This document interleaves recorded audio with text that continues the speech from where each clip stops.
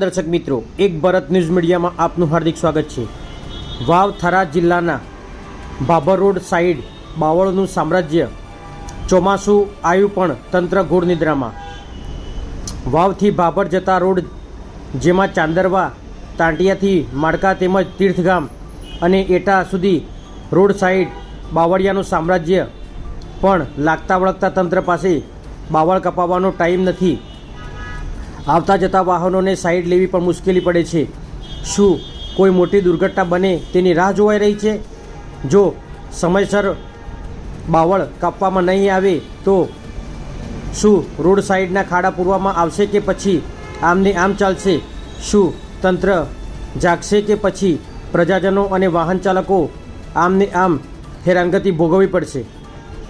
શું વાવથી ભાભર બાજુ કોઈ અધિકારી કે નેતા નીકળતા નહીં હોય? હવે જોવાનું એ રહ્યું કે તંત્ર જાગશે કે પછી આંખ આડા કાન કરશે। બ્યુરો રિપોર્ટ, એક ભારત ન્યૂઝ, બનાસકાંઠા।